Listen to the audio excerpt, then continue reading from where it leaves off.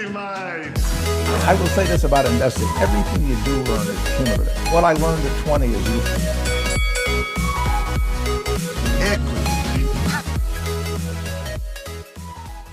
Equity Mates, the podcast where we break down the world of investing to make it easy and accessible for you. Welcome to episode 17, and for the first time in a long time, I'm here with my equity buddy in real person. We're not recording over Skype like we usually would. I'm down in Melbourne. How are you, Ren? I'm really good, Bryce. Good to be with you. Yes, it is great. Great to be seeing you in person. I know. Yeah. It's been a long time. It has. So this episode is all about investing styles and what works for you. And there's 5 investing styles that we're going to be going through today. Some that we have discussed in previous episodes, others that we may have briefly touched on. But we thought we'd take this opportunity to really go through some of the key characteristics of these investing styles to sort of find what may work for you and what style is good for you. I know when I started investing, I would have really liked to know the different ways people invest, because you can get lost in all the charts and the different numbers and the different things that different people talk about.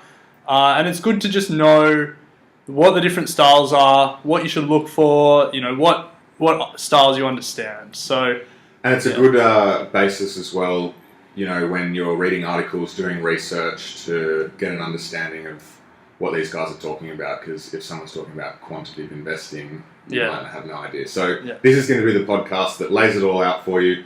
And as always, we're going to start with what have you learnt this week?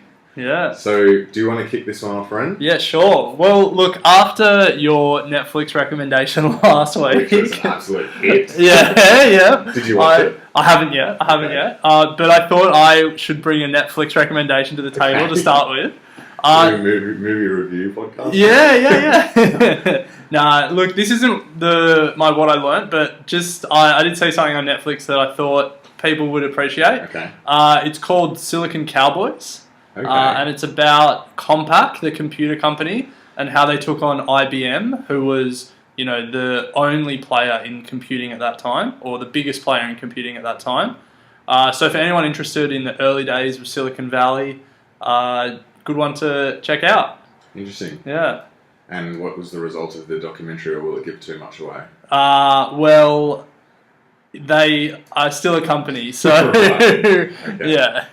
Okay. No. So what's been your major learning then outside of Netflix? Yeah, okay. So I have just finished a book called Buffettology. Okay. Now, it was written by Mary Buffett, who is Warren's daughter-in-law, married one of Warren's sons. Okay.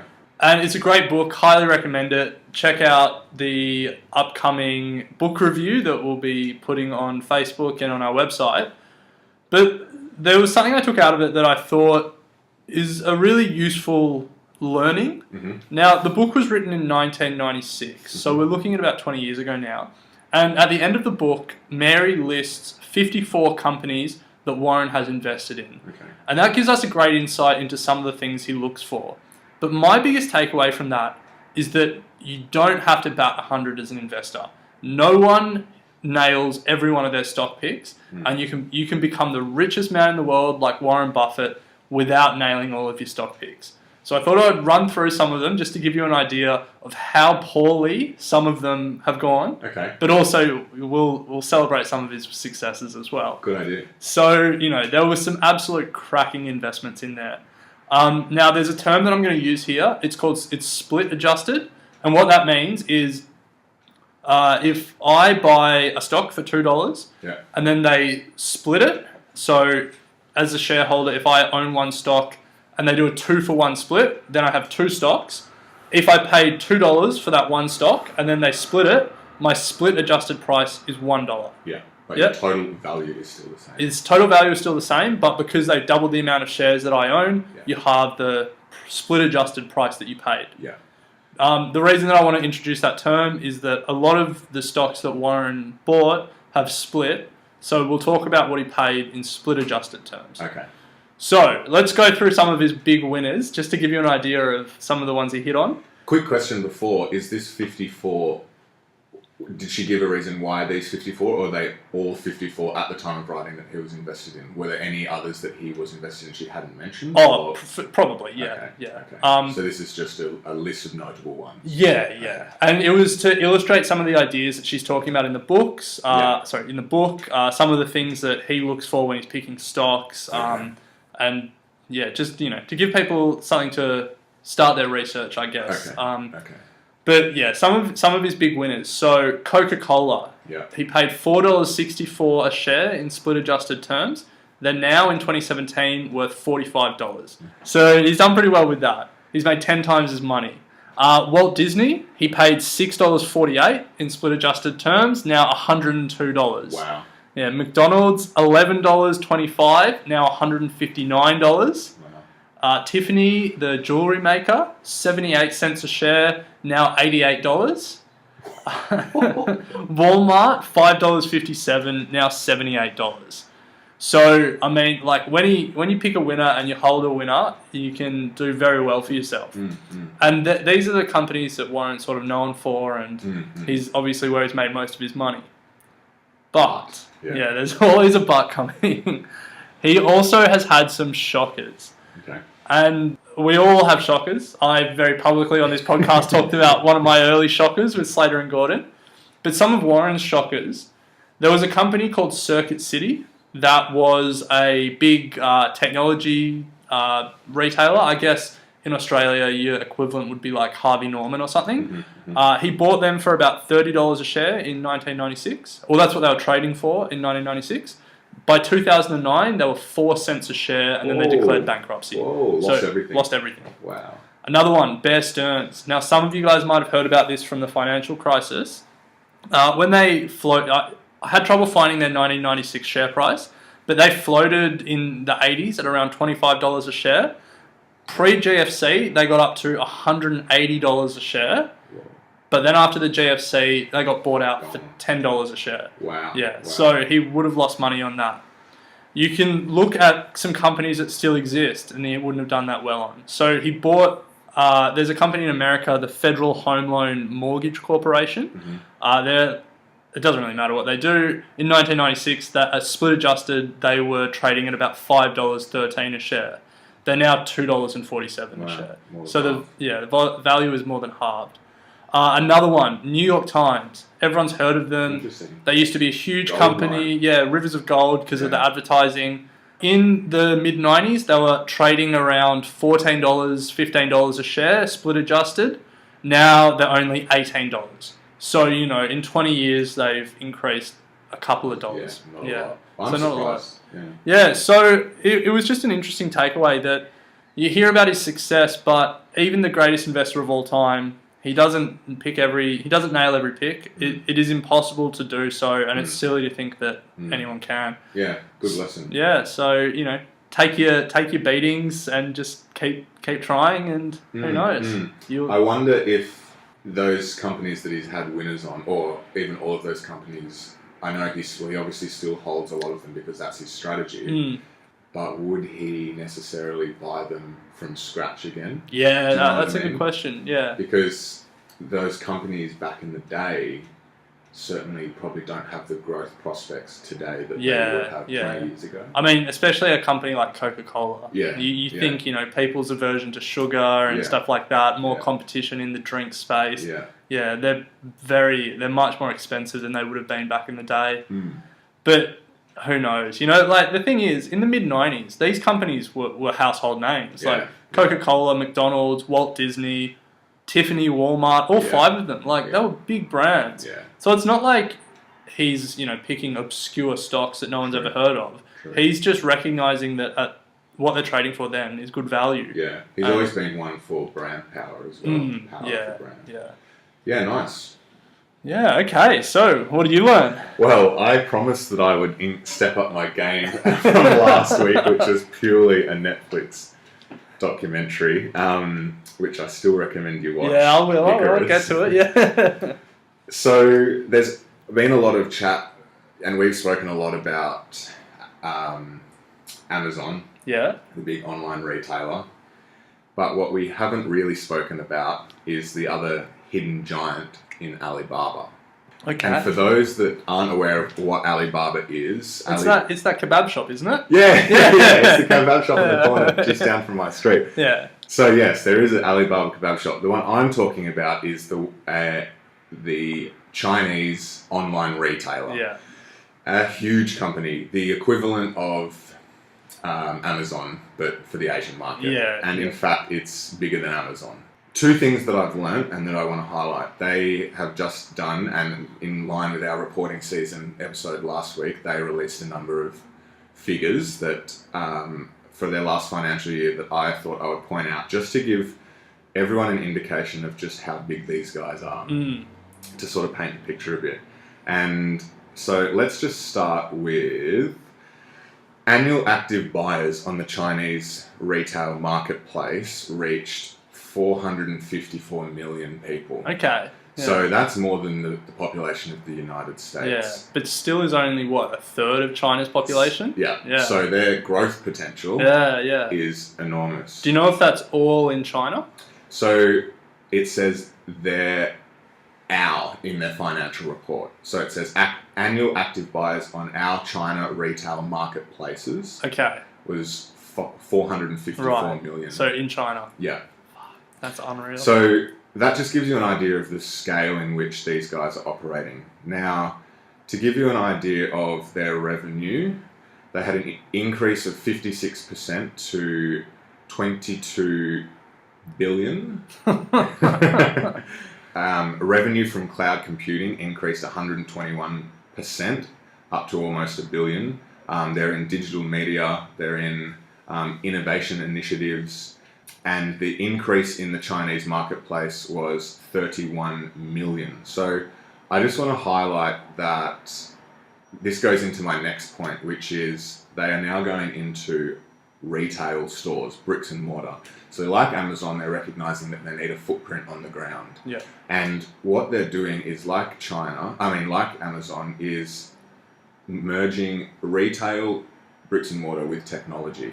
And so what they've done over the last 12 months they've blended their online marketplace so that customers can order, buy, and also get delivered products from these bricks and mortar shop fronts. So they can go in with their app and do all of it on their phone and walk out with products. Okay. So that cuts down on the labor costs. Right. Oh, so you don't go through a checkout. You pick something up off a shelf and buy it on your phone. That's right. That's right. Okay. And they're integrating food, clothing, electronics all into this model. And exciting thing for Australia is that their demand for produce, specifically fresh, and also a lot of our top quality nuts, wine, baby formula, is now being driven by this model. Okay. And so they're trying to stock these supermarkets that they're developing with Australian produce and products. Great. So I just wanted to say that, both of us work in retail, and so it's interesting to see that their growth is massive, their market's huge, and, everyone's talking about Amazon and the effect that it's going to have on the Australian retail market, but you've just got this hidden giant in Asia slowly ticking away, and who knows, one day they might be coming to Australia just like Amazon are. But yeah, it's interesting they're combining technology with bricks and mortar stores in a way that is almost, they're trying to make it seamless. It's funny that they both, Amazon and Alibaba, start as online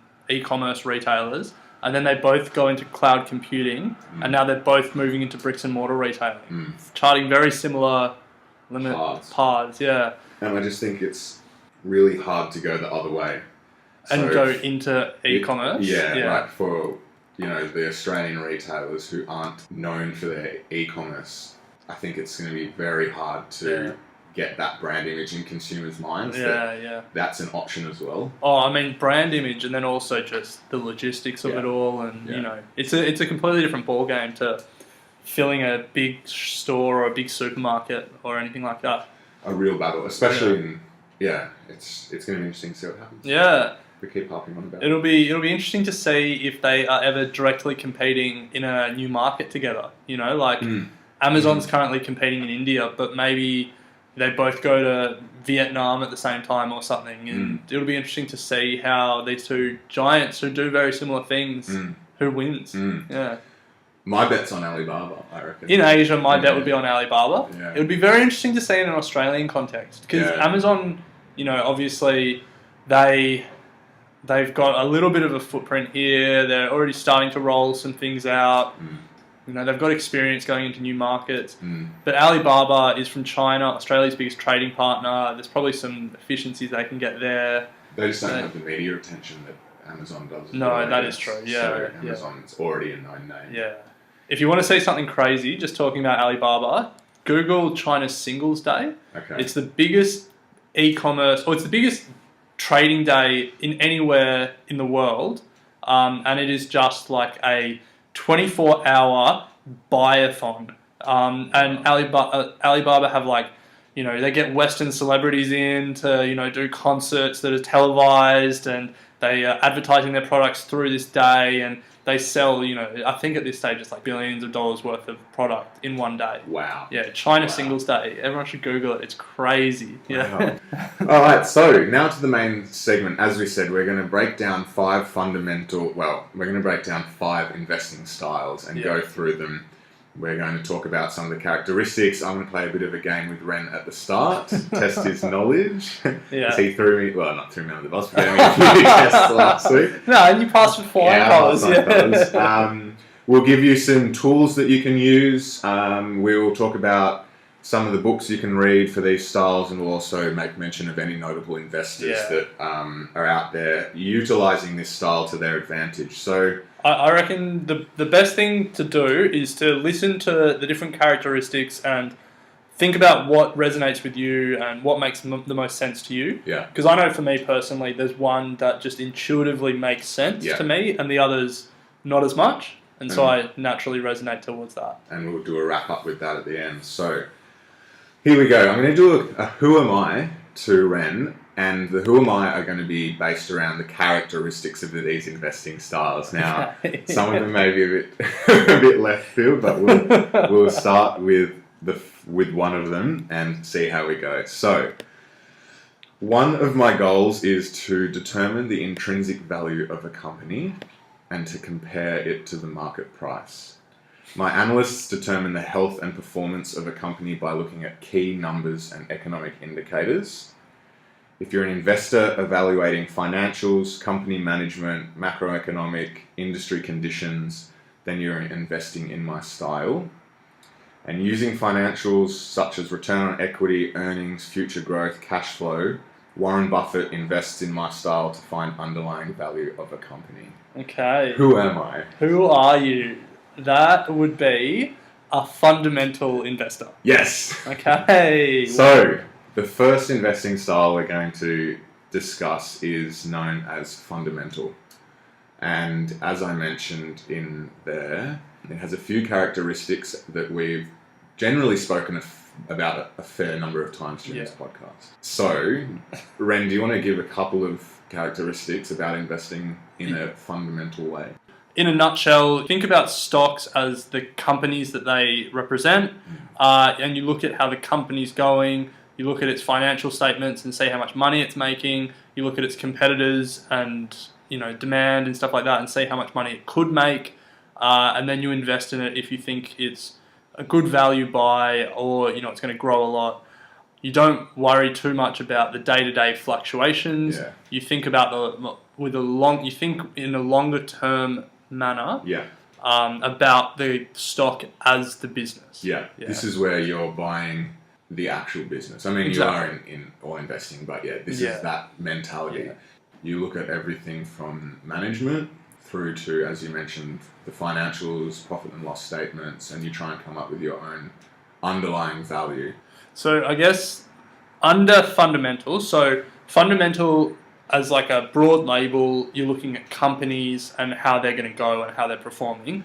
Under that, there's probably 3 different ways that you can go about it. Mm-hmm. So doing your fundamental analysis and looking at the companies, you can try and look for value, which is the first one. Yeah. And that's when you're looking for companies whose share price is lower than the intrinsic value, Yeah. which is just a term that loosely means what the company is actually valued at based on how much money they're making and how much money they can make in the future. Yeah. The second one is you do your fundamental analysis to try and find growth opportunities. Mm-hmm. And so that you're not so much worried about the price you're paying now, but you're projecting forward based on their opportunities and how the company's set up and their management, that they're going to grow a lot in the future. And that even if they're relatively expensive now, because of the growth opportunities, you'll still make money on them in the future. Mm. And then the third type is, which we might get some noise about, but I think it comes under fundamental, is you could be looking for income. Yeah. And so that you're still doing fundamental analysis. You're still looking at a company. Sometimes you can be looking at other asset classes like bonds, but let's not get into that too much. But essentially you're looking at whatever the investment opportunity is and looking at how much money it will make and how much of that it pays back to its investors in income. Yeah. And you're trying to find good income streams from it. Yeah, I agree. Yeah. So although those three types of investing lead to very different companies, but they all require the same fundamental analysis to make those decisions. Yeah, definitely. No, I agree with that. And, of all the five, I couldn't really put them under anything else other than fundamental. Yeah. Now, do we know any fundamental investors? Do we have any equity mates that? Well, the very first interviewee that we had on the show, Andrew Brown, episodes 5 and 6, I think it was. Yeah. He is a fundamental investor. Yeah. He truly puts the fun in fundamental. Yeah, Andrew Brown. So he actually sits down and nuts out. We were in his office and it's pretty crazy some of the stuff that he's doing. But wholeheartedly looking for true value in his investments. Yeah. And he is sitting there day in and day out trying to find stocks that he think are undervalued to what they're currently paying on the stock market. Yeah. So if you really want to go back and have a listen to him, he was a fantastic interview and really nuts out what it means to be a value investor and what are some of the things he does to look for value in a company. Yeah. And to illustrate that example of growth, value, or income.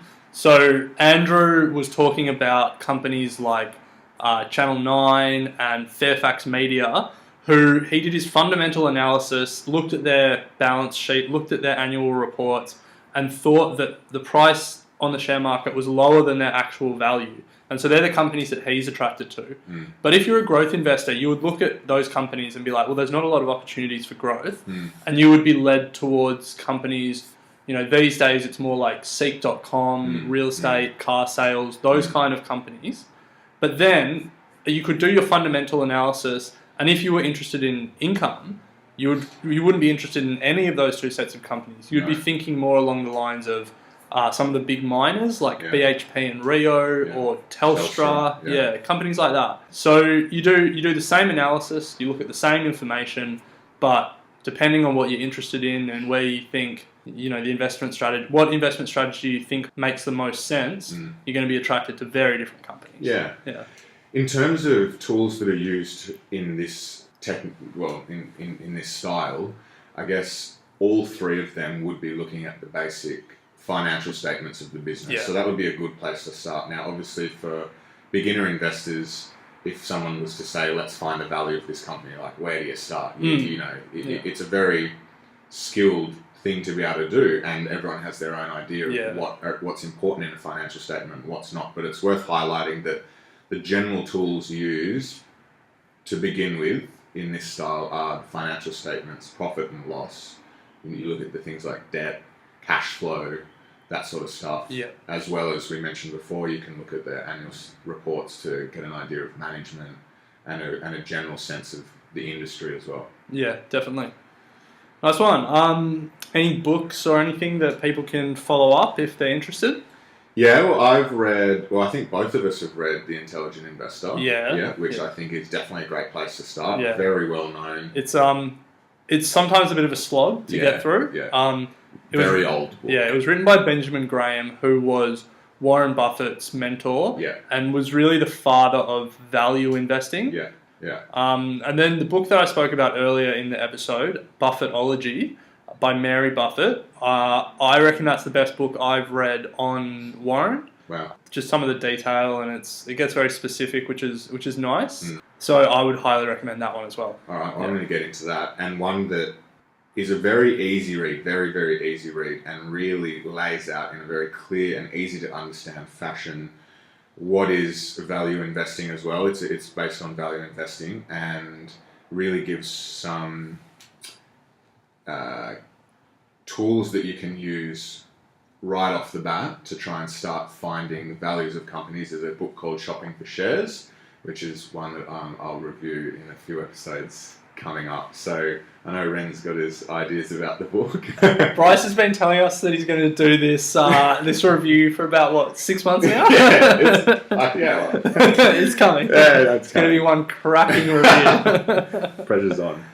So, and we'll just quickly finish on fundamentals with some famous investors of this style, and it goes without saying, Warren Buffett and as Ren also mentioned, Benjamin Graham, the two big dogs, the fathers of this. Yeah. One other that I'll throw out there just to plug one of my old blog posts. Seth Klarman is another very famous value investor. Check out my review of his book, Margin of Safety. Which was also recommended by Andrew Brown. So that's the first style, fundamental. As Ren has said, it covers value, income, and growth. That's our way of looking at it. And it's just in a nutshell, it's all about looking at the company. Yeah, it's about the company. All right, so let's move on to the next. Who am I? Okay. I pay extra close attention to the numbers and not the intangibles, and operate at incredibly high speeds. I use complex mathematical models to try and identify any investing opportunities. I don't care about the management or value of the company. Computers enabled my style of investing, and teams of mathematicians, programmers, and investors work to build proprietary models to try and beat the market. It's often said that my style of investing never loses money. Who am I? Never loses money, you say? Yeah, I know, that's a big call. Equity Mate's hypothetical portfolio. Well, where are no, who am I? This would be quantitative investing. Correct. Yeah. Quantitative investing. Now, some of you may have heard of it, some of you may not have heard of it. I wouldn't be surprised if you hadn't, because on a historical scale, it's a reasonably new style of investing. Probably started to make ground in the 80s, but really has shown its potential in the 90s and the 2000s. Yeah. And what's the reason for that? Mate, computers are fucking good at their jobs. But, so straight off the bat, I think it's important that we make it clear that computers are now used in all types of trading. Yes. You know, like fundamental analysts will use computers and they will use algorithms to try and identify trading opportunities. Yeah.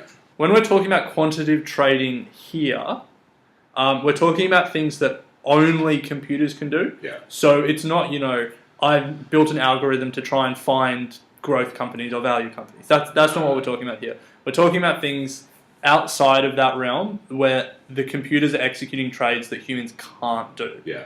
Yeah. And these quantitative traders, they're technology companies. Oh, crazy technology companies. Big dogs who have... These are maths and science PhDs in a room building just the most outrageous algorithms and just...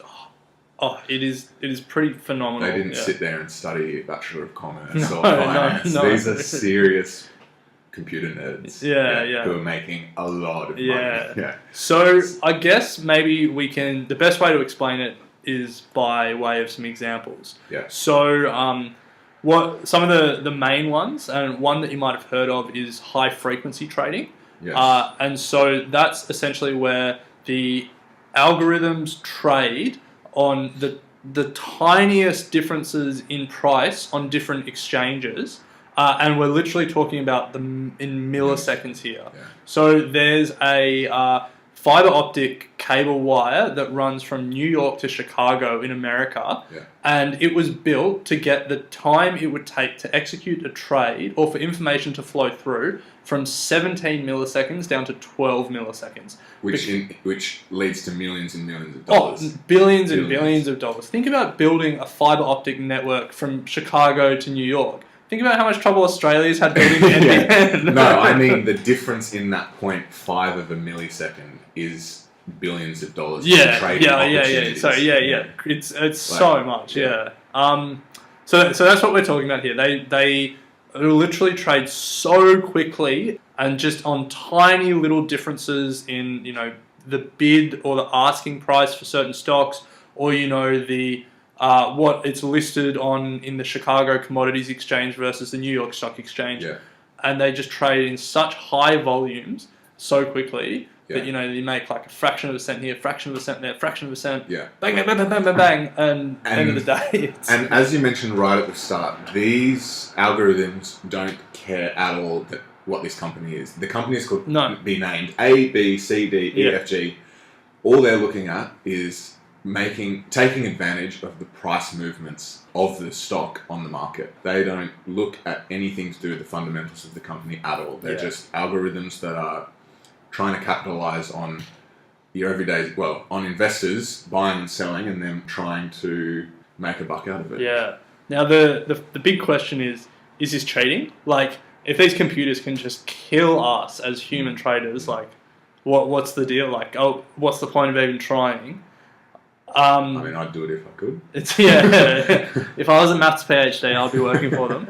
But no, look, so they invest very differently to the way that humans invest, and so it would be silly to try and beat them at their own game. But at the same time, if you have a longer time horizon, and if you are looking for companies that will grow, and computers can do them, but they're not necessarily doing them better than humans. Because, for example, if you're trying to identify growth companies, the computer can look at things like financial statements and different ratios and pick things out. But at the end of the day, it comes down to human judgment about trends, market potential, trends, branding, all that stuff. Yeah. So stick to what humans can do better than computers, at least until AI comes along and flogs us on that as well. Yeah.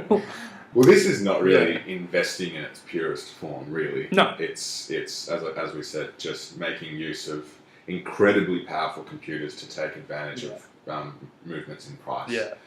And, there are arguments for this, like high frequency trading and some of the different other, statistical arbitrage and stuff that quants do. It gives markets liquidity and stuff like that. It closes the bid-ask spread. Yeah. These are all terms that a lot of listeners won't understand. Don't worry, I don't really either. And you don't need to. It is a different world, and it's a world that I'm fascinated by, but I'm not smart enough to be a part of. We'll never be involved.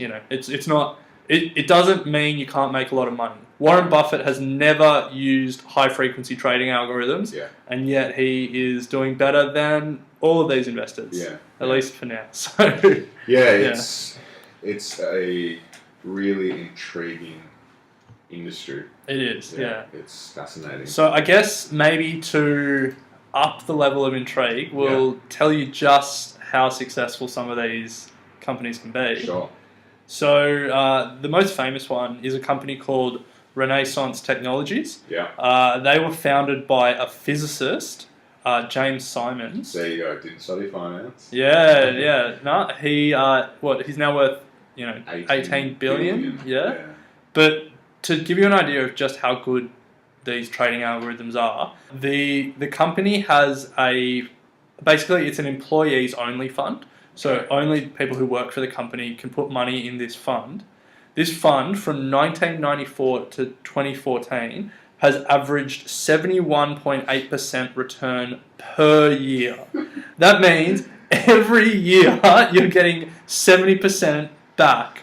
So amazing returns. They'd all be multi-millionaires if billionaires. It's crazy. How do you get involved in that? So to give you some perspective, Warren Buffett, if you annualized out his return, it's about in the low 20s, I think. Yeah. Yeah, Yeah. and these guys, which is considered incredible. yeah, phenomenal. Return. Yeah.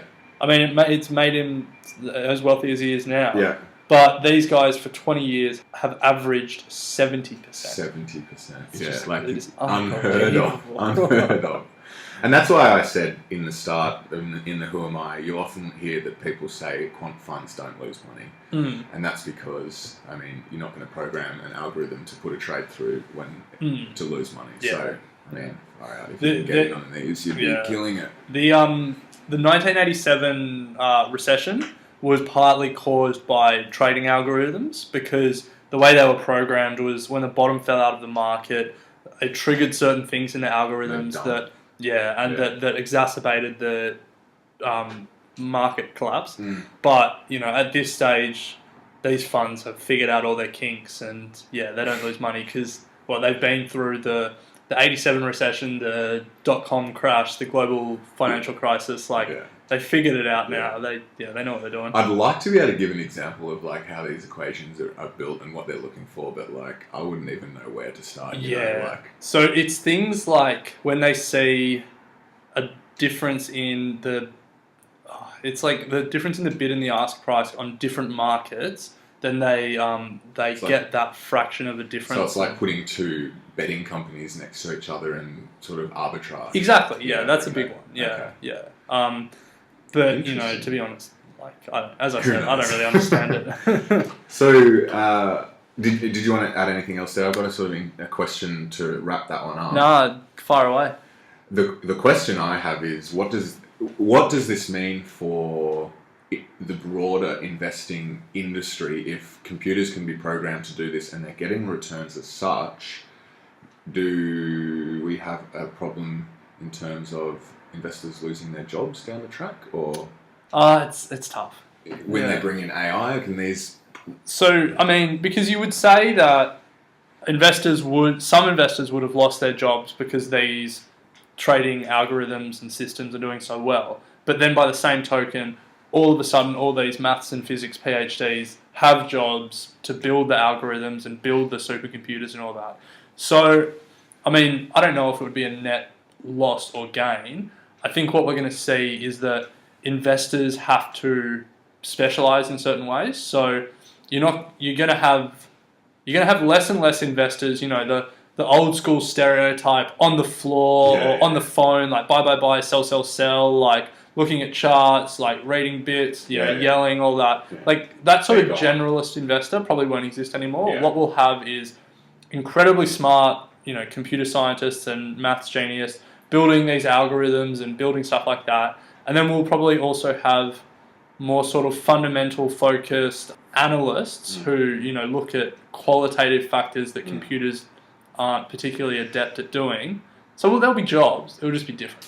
As an investor, though, if you have the option, as a mum and dad investor, and you have the option of putting your money into Fund A, which has an investing style where you've got analysts there looking at fundamentals, for example, or option of putting your money into a quant fund, like, wouldn't you just go straight for the quant fund? Yeah, I guess. but the thing is, like, this is how bubbles form, you know? Yeah. Like, everyone is like, quant funds are going to make so much money, and so everyone starts putting all their money into these quant funds, and then the opportunities for these trading algorithms become less and less because there are so many more trading algorithms going for those. Yeah. So then they have to start taking more and more risk for less return. Yeah. Bubble forms, keeps growing. Yeah. All of these value investors and growth investors who are doing fundamental analysis, because they're being left out in the cold, there's all these opportunities because no one wants to play in their field. Yeah. And they start making more and more outsized returns compared to like the risk reward skews. And then people recognize that there's money to be made over there, and then money flows in the other way. I mean, just all these things are cyclical. Passive and whatever going on. Yeah, exactly. Yeah, exactly. All right. Well, we've done fundamental. We've done quantitative investing. Now for the third one. Who am I? My style evolves from the study of overall political and economic views and conditions of countries. I try to understand large-scale events to consider and then predict what impact it will have on companies and investing opportunities. Major considerations for me are things like interest rates, GDP growth rates, trade and foreign relations, and complex systems. One of the most recognizable examples of an investor using my style was George Soros, making billions of dollars from investing against the sterling. Investments are made across all asset classes using my style. You are global macro. Yes, yes. Global macro. So that's our third style. And for those of you who are unaware, macro in finance and economics means the bigger picture. And so that's what this investing style is all about. And, you know, for me, there are some parallels with fundamental in some way, because you will use a macro approach in fundamental in terms of an industry scale or a trend scale, but macro doesn't necessarily look at the fundamentals of companies Yeah, I guess the distinction is, in a fundamental view, you're doing a bottom-up approach. So you're looking at the company, and then you're looking at how that company is positioned in a broader environment. Yeah. Whereas in macro style, it's top-down. Yeah. So you're looking at how whole economies are performing and how whole political systems are leading, and then you're identifying the opportunities there. Yeah. That's a good way to put it. And that's pretty much it in a nutshell, really. So probably the best way to explain this for people who don't quite get how you can trade based on like political outcomes and stuff is by way of some examples. Yeah. For example, right now, Venezuela is collapsing as a country. Nicolas Maduro has seized power after Chavez died. There's riots in the street. There's catastrophic food shortages. And obviously, like in a situation like that, you don't want to make money.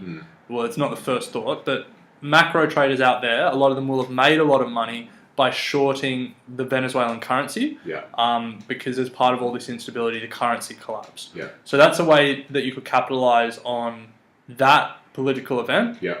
You know, another one, Brexit. If you shorted the pound when Brexit happened, you would have made a lot of money. Yeah. I mean, if you look at something like what's happening in North Korea at the moment, because of all this global instability, you'll see people fleeing to sort of safe haven assets. Yeah. So you look at going long gold, you can look at going long the US dollar, things like that. I would say one that I can think of is looking at things like the relationship that OPEC has going on. You know, the oil companies, how they decide how much oil they're going to be producing. That has flow-on effects on a global scale that you can then make decisions on what to invest definitely. in. All that sort of stuff. Yeah, and I mean, so you can do macro analysis down to a company level. And what do I mean by that is, rather than looking at the company first and its balance sheet, you can look at what's happening globally and then make decisions about investing in certain industries. So you could say, you know, military tensions are on the rise. Trump is demanding that NATO all pay 2% of their budgets to military spending. China is building up its military at a really fast rate, as is Russia. I'm going to go long military contractors because of that, like, global macro trend. Can you explain what long means? Yeah, so that means you're going to invest in the companies. You're going to think that they're going to go up in price, rather than shorting, which is when they go down, which is when you bet on them going down in price. Yeah. To give another example of that sort of train of thought, relates back to what we were speaking about Alibaba before. If you start at the top and think, okay, so China is going through great structural change at the moment. We're seeing a huge increase in the number of middle income earners. That's going to generate a lot more revenue or expenditure from this population. Where are they going to start spending their money? Then you look at places like Australia, what they're going to be spending their money on, and then you look at companies that you think are going to benefit from this huge increase in consumer spending from the Chinese. So yeah, definitely. That's another macro approach. Yeah. Okay. Cool. So we got to give Daniel Want a plug here, because he is the very definition of a macro trader. Big time. And his interview, like, he's a seriously smart guy. So if you haven't listened to that interview, definitely check it out. Yeah, he gives a good idea of what macro trading is. Yeah. I also want to mention that macro applies to all asset classes, and what I mean by asset classes is it's not just about stocks and companies. As you mentioned, Ren, you can look at gold, currency, oil, bonds, anything that you can literally put money in and get a return. Macro affects that. Even things like commodities, wheat, corn, nuts. Literally, another macro thing. There's a drought in California. The global nut price will rise because California is the largest nut producer in the world. Let's go long cashew nuts. You know, like. Floods happening in Southeast Asia, the rice paddies aren't producing as much as they were. Price of rice is going to go through. Exactly. Yeah. So when we've said in previous episodes, you can apply anything that's going on in the world. You can apply that to investing. This is the way to do it. This is sort of where you see that come through. Yeah. Reading the news, that's where you start your macro approach. Yeah, definitely. So Daniel Want, check out his interview. As you said, Ren, very interesting guy, incredibly smart. And famous investors in this style, as I mentioned, George Soros, he made $1 billion from betting on price movements in the sterling. Which is the British pound. Yeah. So I'm not going to say much more about that, but just go into Wikipedia and check it out. Super interesting story, and he had a very macro approach. So we've done macro, we've done quantitative, and we have done fundamental. That leaves us with 2 to go. So far, Ren, you're on 3 out of 3. Oh, mate, killing it. I thought we will go to... Well, who am I? Don't tell me. Charts and statistics are my best friend. The psychology of the market is often considered when investing in my style. One of my basic assumptions is that price changes are not random, so I can profit from trends as I look for patterns in price movements, volumes and averages to try and predict what's going to happen. I believe that past price behaviours are likely to influence future price movements more so than the intrinsic value of the company. Who am I? You are technical analysis. Bing, bing. Correct. 4 out of 4. So unless you really kook it, you're going to get the 5th one. Tough to ruin it from here. But yes, technical analysis. Now, that may sound, some of the things I said there, charts and statistics, that sort of stuff, people might get confused with quantitative in the sense that, maths and all that jazz, but they're 2 entirely different investing styles. So... This is probably the one that people associate with investing the most, looking at charts and trying to predict where the price will go. And there's a whole body of literature around technical analysis, and what they essentially do is they use charts and they use volume, so that's trading volume, how many buyers and how many sellers, to try and guess price movements. And there are all these things they use. In the charts, they identify different formations that they think that lead to different things. It's not something that I'm particularly... I don't believe in it at the end of the day. I didn't want to say it, but... To be honest, you could have one technical analyst, and I mean this does apply to all sorts of investing, but you could have one technical analyst sitting next to another technical analyst, and their charts and formations could be completely different. And so it's just so hard to, formulate. If you're not really involved in it, looking at a chart and they're literally just trying to predict how a price is going to move. Just like quantitative and unlike fundamental, they're not investing in companies. They're not investing in the fundamentals. Not necessarily going long either. They're investing in price movements. As a technical trader, you're just as adept at trading like wheat futures as you are at trading, government bonds, or gold. It's all about the technical indicators. It's all about trading volumes, trading patterns, and stuff like that. Now, look, just because we don't understand it, there are a lot of people out there who make a lot of money, including some of our friends who believe in it and do okay with it. But look, there is also a large number of investors that don't think it's very relevant.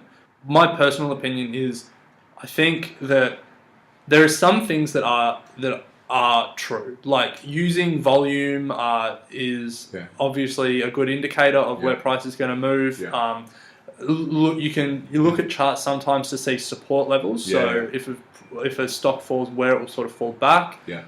But I think then people extrapolate things that are true to an extent where they start getting into a bit of sort of murkier waters, and then there's a big situation of confirmation bias. Yes. So, you know, when you really think about it, stocks are either going to go up or they're going to go down. Yeah. And they use it to fit their own agenda. Well, yeah. But, you know, you could...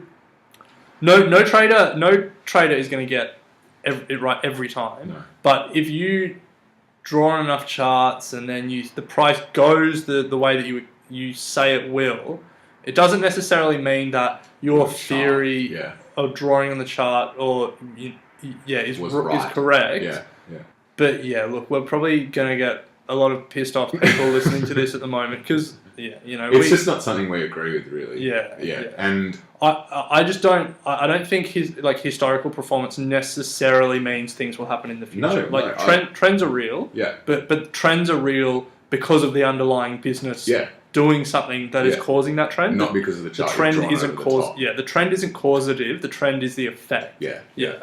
I mean, there are some charts that I will look at to somehow help substantiate my own thesis. And as I said, I just don't know enough about it, but I also don't really want to go down that path. Yeah. It's just not my style. Yeah. But as we said, by all means, give it a crack if you want. So there are some people that have made more than a fluky amount of money doing it. So there's obviously something to it. Yeah, definitely. And we've got two examples to just give you an idea of the amount of money you can make. Yeah. So the first one is Marty Schwartz. Now he started with $400,000 in his account. He made it into $20 million just using technical analysis. And then another bloke, Ed Sequoita, he was trading on behalf of one of his clients, and that client saw an increase of 250,000%. Yeah. That means so for if every you put $1 in, you get 250,000 back. Which is just unbelievable. Like, literally unbelievable. Yes, yeah. I want to point out as well that another characteristic of technical trading is that it's very short term.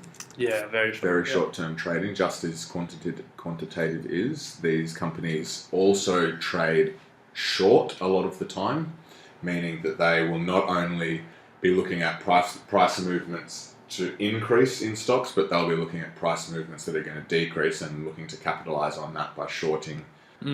Now, look, I thought it was so unbelievable that I just double-checked that he actually did get 250,000. It's true. He turned $5,000 into $15 million over 12 years. Whoa. So he got 250,000% return in 12 years. Whoa. That's actually so crazy. I wonder if part of that was just one massive payday. Oh, big payday, yeah. Or if it was a consistent return over 12 years. So what? I'm 24 now, 12 years. Imagine if I had $5,000, put it in the market, and when I was 36, I walked away with $15 million. You're retired. God. And if you're listening, give me a call. One day. You can invest my money. So yeah, just a quick summary on technical. It's short term and it definitely uses charts and focuses on price movement and volumes especially as their main as their main tools for trying to predict price movements. They look at the historical price movements and try and make predictions on what's going to happen in the short term. So that is technical analysis as a form of investing. So to finish, we've got the final one, the final Who Am I? Can Ren bring it home with 5 out of 5? It's a short one.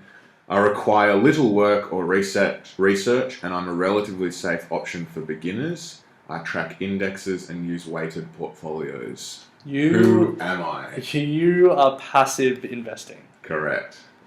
Ding, ding, ding. There you go. It takes 5 out of 5.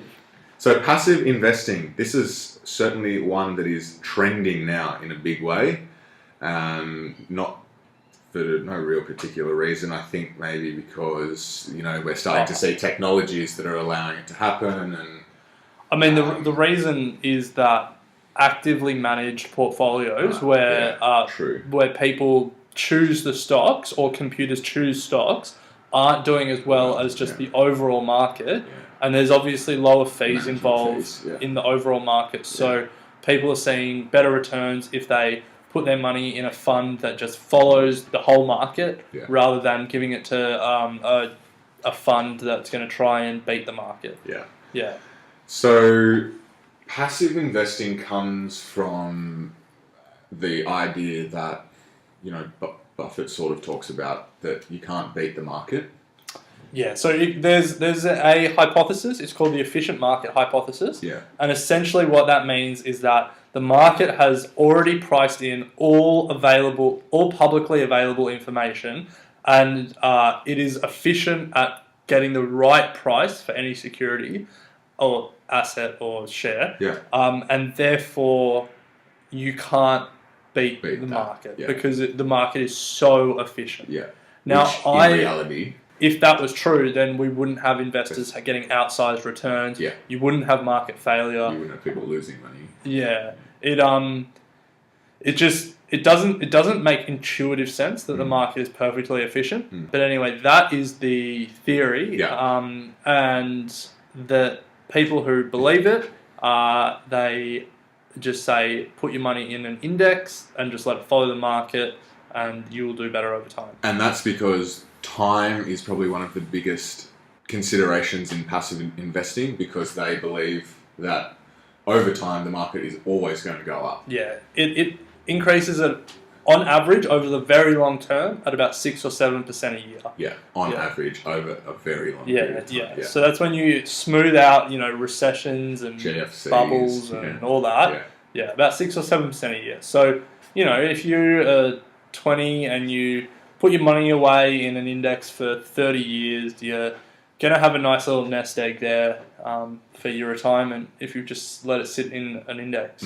Yeah. Something else that you mentioned before, and another consideration, and I guess a reason why people like passive investing is because of the low cost. Yeah. So if you're investing privately in any of the above that we've spoken about, you're likely to pay high management fees. Yeah. You're likely to pay fees for brokerage and all that sort of stuff, whereas a passive style is meant to be a low-cost option. Yeah. Put it in there, let it run. To give you some idea, the sort of industry standard for actively managed funds is 2 and 20, which is 2% of all assets under management the manager takes as fees, and then 20% of any outsized profit above a certain threshold.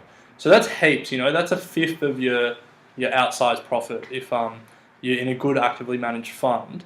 Whereas, some of these indexes take less than 1%, like 0.1% in fees, because they don't do anything. They just literally leave it in the index just over a long term. Yeah. And over the long term, that makes a considerable difference. Yeah. Yeah. Cool. So what are some ways that you can be involved in passively investing? So you would be investing in index funds, which are they're exchange-traded funds that just buy a basket of stocks that represent a market. Yeah. So the example that we use here is the ASX 200, which is the 200 biggest stocks in Australia. You can buy a ETF which has all 200 companies in it, and as the market rises 1%, that ETF will rise 1% as well. Yeah. Passive investing is considered a lower risk option, and it also requires little time. You don't have to sit back and research individual stocks. You don't have to worry about price movements of gold or oil or whatever, because as you said, it's a weighted portfolio. You've got all the companies in there. You can just put your money in and let it run. So it's a very good option, and we've spoken about it a lot of times in previous episodes. It's a great option for beginners to have a look at. Yeah, and to give you an idea of how passive investing goes against active investing, Warren Buffett in 2008 made a bet with Protégé Partners, which is an actively managed fund. They were allowed to pick 5 funds, and Warren just picked the S&P 500, which is the 500 biggest public companies in America, and they made a bet over who would make more money.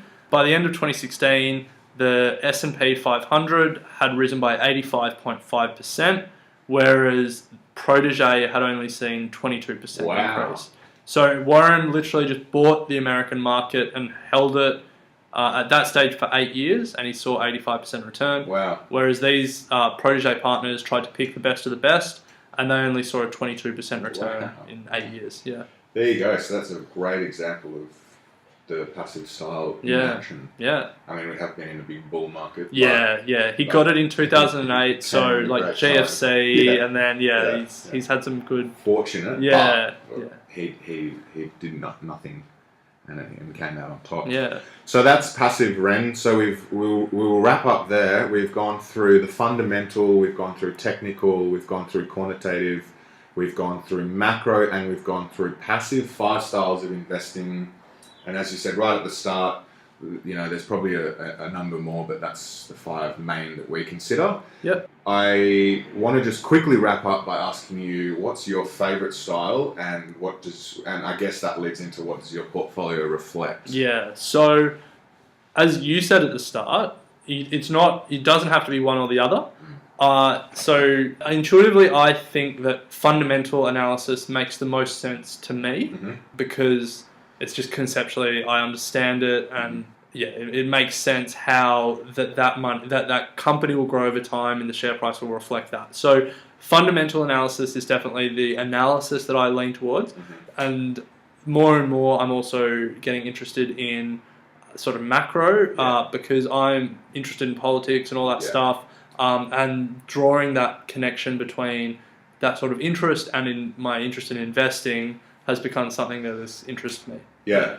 What about you? Yeah, I'm the same. I will often start with a macro approach to try and identify opportunities, and then, as I said, top to bottom, work my way, and then fundamental makes the most sense to me. I think for me, investing is buying a business, and that's done through fundamental analysis, and I don't have and I'm playing to my strengths as well. Like, I don't have the skills to get involved in quantitative investing, and I just don't really see. I mean, I'm a strong believer in passive as well. Don't get me wrong. I am involved in that. My portfolio reflects that. But I just, as we've both mentioned in a number of episodes, I love the way that macro and fundamental investing force you to look at the world in an intriguing way. Yeah, it keeps you very open-minded, and you don't have to be a whiz to do it. No, well, we're definitely not, and we're managing through it. So, cool. Yeah, well, that's a wrap. We've gone through the 5. We have given you a few things that we've learnt during the week, but more importantly, we're doing this live together for the first time in a long time. And it's good to be down in Melbourne, and it's been a fun episode. Yeah, and we're looking forward to bringing you a cracking interview next week. Yes, well, that's the reason I'm down in Melbourne, because Monday... we won't say any more. We'll leave you in suspense. We're very excited to bring you this next guest. We'll leave it at that. But definitely tune in next week. And we really look forward to bringing this guy to you. Yeah. So... Equity out. Equity Mates and the people appearing in this program may have positions in the companies mentioned. This is general advice only. Please speak to a financial professional to understand how it may pertain to your individual situation.